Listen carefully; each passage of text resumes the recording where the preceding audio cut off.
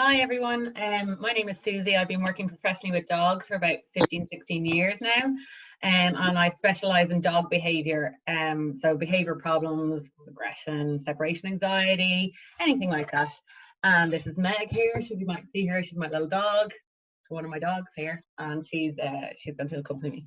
So we're going to talk a little bit about coping after lockdown. So many of you will have gotten puppies or gotten dogs or rescue dogs, or maybe you already have a dog and you've been home all the time.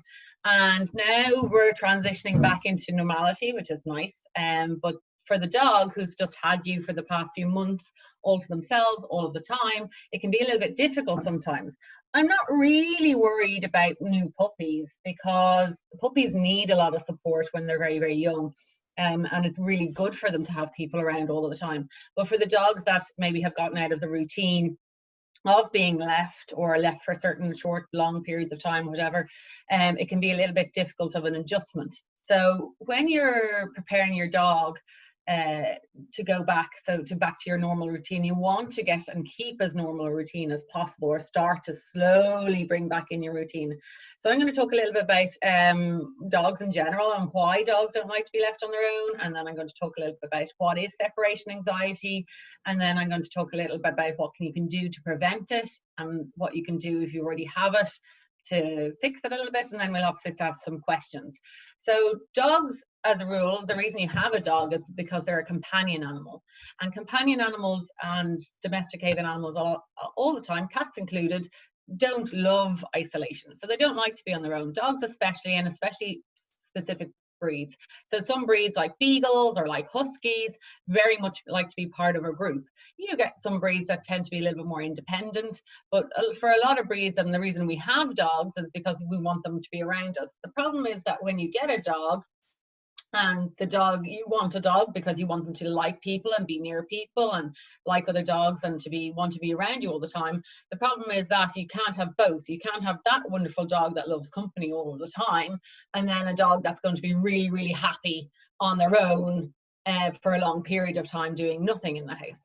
So you can get some dogs like my dog Meg here, she's sitting on my knee right now, and she absolutely loves being around people, and she loves being near you and all of the time, but she is okay being left on her own. That doesn't mean she loves being left on her own. She definitely have a preference to be near someone or have somebody around, but she can manage it and she can cope, and she does pretty well by herself. So she'll sleep or she'll rest or whatever she'll do, but she copes pretty well. For a lot of dogs, they can't cope. So a lot of dogs, when they suffer from any kind of anxiety related issues, they can't cope being left on their own, and it is a phobia. So I like to say anxiety related issues are kind of like a fear of flying. So not a lot of people will experience the phobia of being left on their own, because it doesn't happen to us very often, or often obviously it's against the law to leave children on their own, and then as an adult you can choose to be with somebody or without somebody, and it's your own choice. For a dog, that's not possible. So I like to tell people that a fear of separation anxiety or isolation anxiety is kind of like a fear of flying. Okay, so if anybody has a phobia or a fear of flying, it's the lead up to getting on the plane is a problem. The lead up to knowing that you're going to be left or go on the plane is a problem. Getting on the plane is a problem. Settling there is a problem. And you can have an out and right panic attack. And that's what separation anxiety is for dogs. It's an absolute, they have a phobia and they're having a panic attack. So a dog that howls or barks or is destructive around doorways or self-harms or does any of this kind of behavior, they're actually having a panic attack, which is actually quite sad, but that's the reality of what's happening. And what is an acceptable length of time to leave your dog? Well, actually, in fact, for puppies, it's only about 2 hours. So up to kind of the age of 9-10 months old, that's the ideal. You don't want to be leaving your dog or your puppy, a young dog, up more than 2 hours at a time. Now, that doesn't mean once off that you're leaving them for 5-6 hours because of an emergency. That's okay, but I'm talking about continually being left. Once a dog is an adult dog, it's okay and acceptable to leave them for kind of 5-6 hours at a time. So that's where it comes in a difficulty for people who are working, because you often get a puppy and then you take some time off work to settle the puppy in, and then you've got to go back to work, and it can sometimes be really difficult, even with using a family member dropping in on your dog or a dog walker. They'll still have or you coming home from work at lunchtime, they'll still have quite a big chunk of time in the morning and the evening where they're going to be left on their own. And anyone who has a dog, I would love for you to try sit in a room with nothing going on, no phone, no radio, no TV, no newspaper, no book, nothing like that, and kind of sit in solitude, and you can imagine what it would be like for a dog. Now, some of you might go, wow, I love that. And I suppose any of you who are parents are going to go, yeah, heaven, I'd love to be on my own in a room with nothing to do. But for a dog, if you can imagine that day in, day out, that's when the problem comes, and that's when stress arises. So how do dogs get anxiety with regards to leaving? Actually, there's a massive genetic component, and quite often it's not caused by the owner. So you can actually do everything right. You can even go to the right breeder, which obviously will help massively, or the right rescue, and you can still end up with a dog with a separation anxiety issue.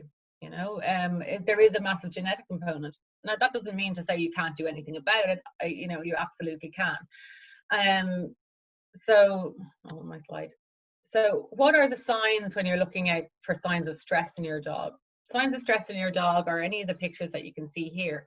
Yawning, panting, lip licking, rejecting food when they normally would, tension, excessive shedding, shaking off.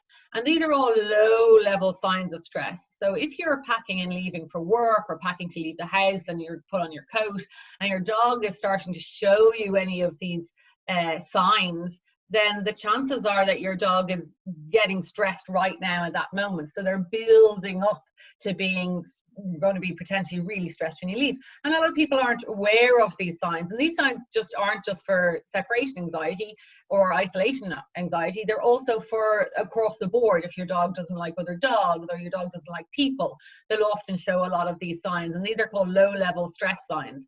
And the reason they're low level is because for a lot of people, they're not very obvious. You'd have to be looking for them. And quite often, like the dog in this picture at the bottom, the Labrador, he looks like he's smiling. But actually, in fact, if you notice around the edges of his mouth, there's like a little C shape. Okay, and that's a sign of stress. That tells you with your dog the difference between that being a happy dog and that actually being a stressed dog. So that dog might look to you like that dog is particularly happy, but that dog is particularly stressed right now. So it's good to pick up on all these signs. So when you're talking about isolation distress or separation anxiety, what is the difference? There is a difference. So everybody hops on to separation anxiety, but separation anxiety is actually quite rare. Separation anxiety is when your dog becomes over bonded with a particular person or other dog, and they cannot be separated from that individual person or that individual dog. Isolation distress is when your dog just doesn't want to be on their own, but they don't really care who's with the dog. Doesn't really matter once they're not on their own. So most dogs that I would work with have isolation distress. So they don't care who it is once it's somebody and they're not on their own. Separation anxiety is to an particular person where they cannot cope. So that is much more difficult because you can't leave them with a dog walker or a pet sitter or a doggy daycare or any of those kind of things, because once they're separated from their person or their dog, they cannot cope at all. And it's a much more severe problem, although it's become the more popular term to use. So signs of anxiety are things like if your dog is urinating or defecating in the house when you're not there, and normally they're house trained and normally they're fine. And I mean in the case where you're not including the case where you're going to leave for 8 hours, obviously your dog can't hold it. But if you're gone for half an hour, and you've let your dog out to the bathroom and you come back and there's soiling on the ground, then the chances are that's a sign of stress or anxiety. Barking or howling, chewing, digging, and destruction, especially around doorways. So dogs that have isolation distress or separation anxiety will always pick windows or doors to try, because they're trying to get out. They're trying to escape. So they're trying to escape the room or the environment that they're in, or the crate that they're in, and the chewing and digging around those kind of areas. it's not often the case that if your dog has got isolation distress or separation anxiety that your dog would chew a couch or just chew a book or just chew random objects. That's likely your dog is just a little bit bored and a little bit destructive, depending on what age they are and depending on what their exercise routine is like and what breed they are. But it doesn't necessarily mean that your dog is suffering from anxiety. Okay, trying to escape is another one. Pacing up and down, which never, a dog can't settle, so pacing up and down the room, walking in a little bit of circle. You'll see that a lot in zoo animals. They'll pace up and down in the same kind of pattern. Coprophagia, which is eating their own feces. Delightful, but that is something that they do, and they can do it because of stress. Or self-harming. So self-harming is if your dog either chases their tail and might catch it and chew it, or considering licking their paws or licking a part of their body to the point where they're licking through flesh, where the dog would actually get an injury and need to go to the vet because of it.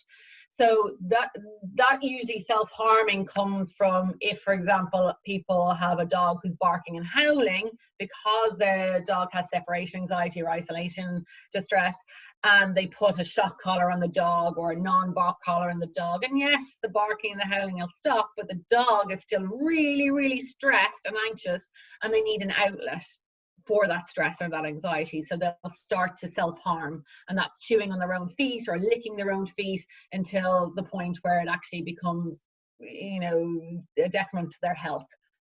Obviously you can get dogs who licking and chewing on their feet because they've got allergies as well. So I suppose the first thing for everybody or anybody who's worried about whether their dog has isolation distress or separation anxiety is checking if your dog does. And phones are great for that. Smartphones. Record your dog when you're gone for 5 minutes, 10 minutes. See what the dog does. Watch the track back. If your dog goes and lies down somewhere and just goes off to sleep, well then I wouldn't really worry too much about it. If your dog has low level symptoms, then it's always good to treat it because it can get worse very, very fast. All that needs to happen is if a dog with mild stress who might pace a little bit and then settle down, or whine a little bit and then settle down, if they hear a noise that scares them or something stressful happened earlier that day, then it can turn into full-blown isolation distress or separation anxiety, when before you mightn't have had it at all. Some people go through and they have a dog for 2 or 3 years, and then the dog develops it because of something that happened, and it mightn't be something that you're necessarily even aware of. So this is a video that might be a little bit upsetting for people to watch, but this is a dog that has a severe kind of separation anxiety, and I just wanted to show you what you're kind of looking for. Now this is an extreme version, and they use a crate in this scenario, but a lot of people will call me and they don't actually have a dog that's stressed. They just think that they do, and it's actually another problem.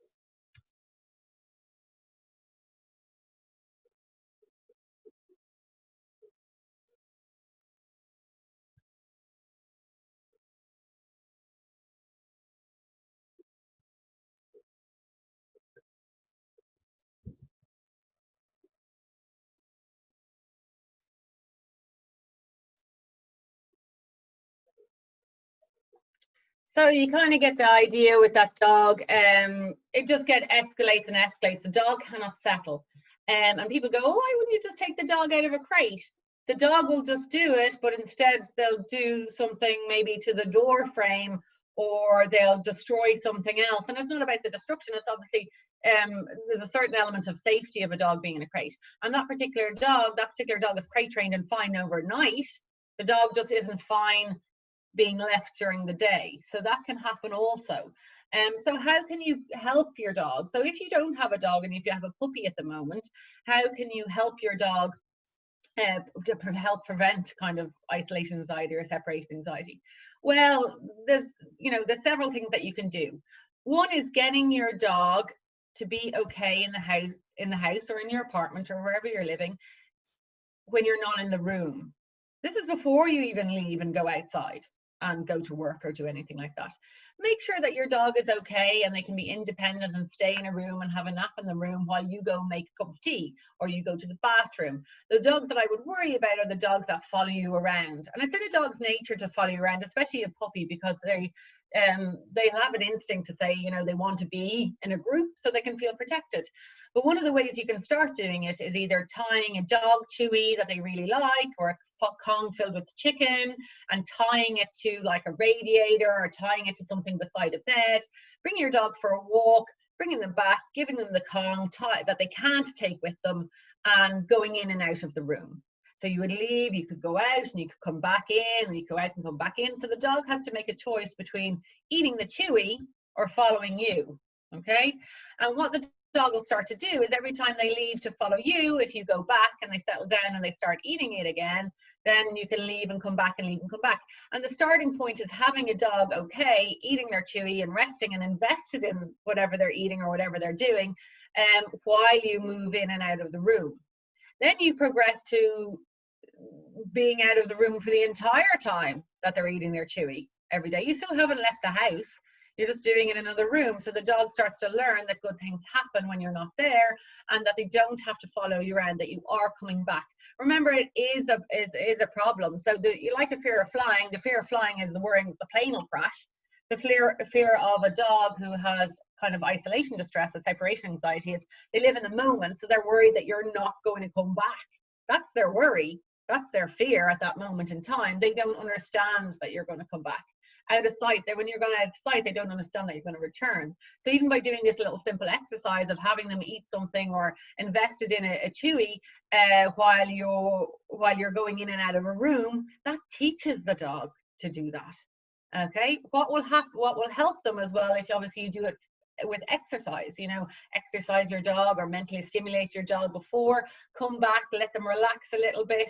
You don't want to go straight and have an exercise and come back and then go, here's your Kong, see you later, out I go. Because the dog won't be chilled out. They'll be wired like you after high adrenaline exercise. You need to give them a period of time to settle down, which sucks for a lot of people who are getting up early in the morning and they already have an early start at 6:30 in the morning. But it means if you have a dog, you have to get up at 5:30. That's just the reality of it. You have to arrange something that you can do that beforehand. And then you make sure that your dog, when you settle them down in their bed, or you're giving them to start your training with your Kong or your chewy, that they're actually invested in it. They actually want it at that moment in time. And there's an array of different things that you can use for a dog.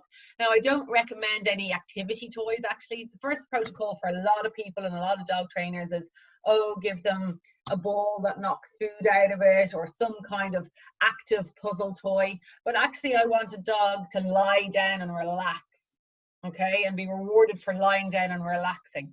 The problem with an activity toy, that even if my dog is interested in the activity toy and they're rolling it back and forth and they're getting the pieces of food out and this is a great game, as soon as that game ends, then they are still wired or hyped up because they've just been playing this active game, and then they panic again. So when you want to make sure that your comings and goings are kind of emotionless. However, I would always let a dog know that I'm going and coming back. So when I'm doing my training with my dog and I'm giving them a chewy and I'm coming in and out of the room, every time I leave the room, I'll say, see you later, or I'll be back soon, or something like that. So that your dog knows that that word means you're leaving and coming back. Loads of people sneak out of their house, but then the dog just ends up looking for you. They don't know you're gone. So you want to have a cue word that's, mind the house. It doesn't really matter what it is, but some word that you use continually that means, I'm now leaving you, but I'm coming back. So the dog starts to learn that, all right, that word just means you're gone and you're coming back. You're going outside, you're coming back. And that's a starting point for a lot of dogs. That really, really, really helps. It can really be for dogs. So those of you who already have a dog who's anxious, triggers for the anxiety can be picking up your keys, putting your coat on, changing your shoes. And remember, all of those signals to begin with, picking up your keys, putting on your coat, changing your shoes, can be all signals that you're going for a walk. So what happens is, if a dog sees you put on their coat, and they go, am I going for a walk? Oh no, I'm being left on my own. and they can't come down from that excitement. So be very careful what you're using or what triggers or what is setting your dog off. And that's why I wanted you to be aware of the dog body language, like the lip licking and the shaking off and the yawning and the panting or anything like that. So that if you pick up your keys and your dog starts to get excited and then they see that actually, you know what, you're not going for a walk, then you can see, oh my God, if they're getting stressed. If they're getting stressed at that, then good luck trying to train your dog when you're not there. Because separation anxiety and isolation distress, you know, you can't train your dog because you're not there to train your dog. So you have to diffuse all of the stress beforehand, and some of it can be quite tedious. You know, separation anxiety is really a hard one to treat when it's full-blown separation anxiety, because the problem is the person has to take a huge amount of time off work, because it's like flying again, back to my fear of flying. You can't just train you on a Monday and then on Tuesday stick you on a flight to Australia. It doesn't work like that. You need to ease a dog into it again, and that can be really, really hard for people, and they often leave it too late. So, you know, think about it. So you want to mix up cues. So I might put on my coat and then I might sit down and watch TV. Now this is an extreme. This isn't going to be the ones for you who are just setting have a puppy for the first time. You don't necessarily have to do that. But what I would do is try and be prepared so that whatever you need to take for the day, you're not coming and going and back and forth and making a whole load of stress out of nothing, that you're ready to go. When you've got your dog set up to leave, you're going and you're gone, you know. Also understand that your dog it's not deliberate. Dogs have no empathy. So that means they don't feel guilt, they don't feel remorse, they don't seek revenge or anything like that. So they're panicking, they're having a panic attack over a phobia that they have. It's all about them. They're not doing anything malicious. So if your dog does soil on the couch or does soil on their bed or does soil or destroy something, it's not because they're going, oh, screw you, I'm going to make your life as miserable as possible. They're trying to relieve their anxiety or stress, you know. And if you can't do if you've got a dog who has full-blown anxiety or full-blown stress or anything like that, there is options out there with doggy daycares, there is pet sitters, there is dog walkers that are really, really, really good. And nearly all anxiety problems, be it separation anxiety, isolation distress, or anything like that, nearly all problems can be resolved with mental stimulation and exercise. Both of those things help greatly. Now, separation anxiety will also go hand in hand with a dog who's what we call reactive, so barking and lunging on the lead at people or other dogs. And they'll be common behaviors that you'll get together. And the problem with that is if you're exercising your dog and your dog has gone out and there's lots of barking and lunging at other dogs or people and they've had a horrible, miserable walk, and then coming back home and then being left, your anxiety is going to be so much higher. So although I say exercise is really important, it's important if your dog can cope with the exercise, likes the exercise, and the area and the environment that you're doing it in. So fixing separation anxiety is tough, but it can be done, you know. It's the training isn't particularly hard. It's the setting up the right environment for your dog to learn, because you've got to go at your own dog's pace. You've got to go at the pace of your dog. Every time you go too fast, then your dog will have a regression, and then they'll be back to kind of square one. But you can change it. In severe cases, we might need anxiety medication, prescription or non-prescription. But you can change it, and it can be very successful. And the quality of your life of you and your dog will greatly improve without separation anxiety. There's nothing worse for you if you are in work and you know that your dog is really, really stressed and really, really anxious, or what they're doing or what they're destroying.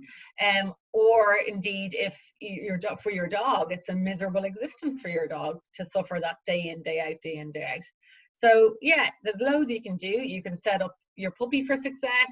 You can help your dog. Some of you might need professional help. Some of you might be able to do it by yourselves. And that's what I'm going to help you now, and hopefully answer some questions so that you might have, or questions and concerns. And I'll try and answer as many as I can, as clearly as I can.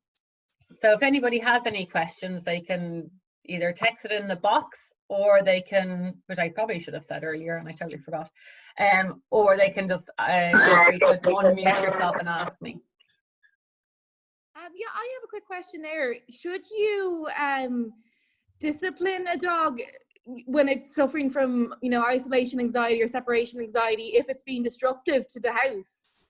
No, you can't discipline them. So that'd be like me saying that if you have a fear or phobia of something, so if you have a fear of rats or flying or anything like that, and you're having a panic attack, Mm-hmm. and you've done something as a result of that, and I punish you for that, that does not help your phobia, nor does it help your relationship with me. So Yeah. for the dog, if I, unfortunately, I wish it was as simple as that, if I punish or give out to the dog, it'll likely only make it worse, and it'll break the bond down of trust between myself and my dog. It has no effect. Even if you catch a dog doing something in the moment, it's very hard to punish a dog, because a lot of the time our timing is off. Any other questions? There's a question there in the chat. I'm not sure if you can answer it. Yes, that's a really good question. So would a second dog help with separation anxiety? Yes, if your dog very much likes other dogs, absolutely. And if that dog is the right dog. So I'd never recommend getting two puppies or any dogs the same age. Siblings is a really, really bad plan. For a separate reason. They usually end up fighting or too bonded. It does help if you get siblings with separation anxiety, but you'll end up with a whole heap of other problems. But getting a second dog can help if that dog is the right dog. So if your dog loves other dogs, I often would suggest this for a lot of people. If you're, and obviously you have the ability to get another dog, but often if your dog loves other dogs and then you take in a second dog that's settled and calm and really confident, yes, absolutely. That'll see your separation anxiety or isolation distress really, really go down. So I have another couple of questions here. My dog gets severe anxiety when brought out on walks. She barks crazy when she sees people in dog cars. She seems overstimulated in walk, and if the walk is worse there, okay, if the walk is really bad. So that's what I was talking about. So this dog is going on a walk and she's barking at everything that she sees because she's really scared, because this is a dog that either likely didn't come from a very good breeder, unfortunately, even though it might on the surface, it would be an uneducated breeder, or potentially a puppy farm or some kind of rescue scenario, which obviously I'm very pro rescue. All my dogs are rescue. And what happens is she's developed a fear because of a lack of socialization. So she's become reactive on the walk. And a problem with that is then her walk is really, really stressful for her. And then she's coming home and then she's potentially being left. So you can help. Reactivity is really, really easy to treat depending on the severity of the dog. That's not what we're doing today, but one of the good websites for this person is careforreactivedogs.com. It's a free website that'll go through step by step what you need to do, or if you don't feel you can manage it yourself, qualified professional will really, really help you and take massive strides to help that behavior, because it's stressful for you bringing your dog for a walk as well. So if you work for a company that allow dogs to go to work, would you recommend bringing your dog to work or having them time apart or bringing the dog in rotation? How do you find the balance? Yeah, so if you can bring your dog to work, absolutely, I love that. Obviously if your dog is well mannered, and depends on your day. So I will say to clients who are working like really long hours, maybe they're leaving at 7 in the morning and back at 7 in the evening, that bringing your dog to work a couple of days a week, obviously you still have to exercise them, maybe walk them to the office, walk them home and walk them at lunchtime, is great. And then for alternate days, you could get a dog walker to break up the day, or a doggy daycare to break up the day. So I'm very much pro offices. I think it's healthy for people on the basis that the dog is well behaved, and really, really good for the dog if they're not being left. But yeah, it's important to be able to leave your dog, but the dogs don't have to be left either. It's important that your dog is confident enough to be left so that you can go to the bathroom and work and that kind of thing. But yeah, it's trying to find a balance. So you suit whatever suits in your schedule. If you're having a dog in your office on a particular day because you have extra meetings, is not a good idea, then don't bring your dog. But you'd want to have a dog walker who can mix up and down the schedule, or a doggy daycare or something like that, or a good family friend. Fully trained dog, 2.5 years old, but left alone and sometimes marks on a specific place in the couch. Sometimes he does, sometimes he doesn't. Needless to say, it's very annoying. He's such a good dog besides that. So yes, this is a behavior when your dog marks in a specific place on the couch, they're doing it to relieve stress. And actually, because it's not happening all the time, the chances are it's likely in response to a sound. So when your dog has mild anxiety, it's not usually a severe anxiety, it's nothing to be losing necessarily sleep over, but they cannot cope very well when something scary happens and you are not there. Okay, so what often a dog will do is if they hear a sound that they cannot see, they'll go and urinate on something in order to bring their own stress levels down, which sometimes is really, really hard for people because they don't know why the dog is doing it, they can't find the trigger, and it's likely that your dog is hearing something when you're not there. When you are there and the dog hears something, they can look at you and see if you're freaking out about the sound, and if you're not, they're fine. So you can help with that, and you can ideally, this usually happens for dogs that are raised in a rural environment and brought into a city environment, and they've grown up and sleeping in utter quiet, and then sounds and noises bother them. If you can find out what the noise is or what kind of sound he doesn't like, then it's really, really easy to fix. Obviously not giving him access to that particular area will help as well, or putting a deterrent on that area so that he's not, or feeding him in that area so he's not likely to soil in that area, but it won't fix his anxiety. But quite often with a dog like that, actually a low level adaptal collar or adaptal plug-in or white noise being left when you're gone can really, really help until you find out or find the time that you can fix the problem. So when working with a new client who is saying the dog has separation anxiety, what's the first step you take to make sense of how the dog actually is? Meaning, is it really separation anxiety or isolation distress? In my area, separation anxiety is overused but not properly understood. Most people humanize their dog's anxious trait. Yeah, so that is the case. Most people and most vets and most, even sometimes I overuse the word separation anxiety when I actually know the actual true meaning. I'll ask the question, is your dog okay being left with somebody else? And quite often if I go to somebody's home, I'll get the family to leave the home and I'll sit in the home and I'll see if the dog has any issue with me being there, or if they're panicking because the people are going, and I'll try to find out what the issue is, or I'll record the dog.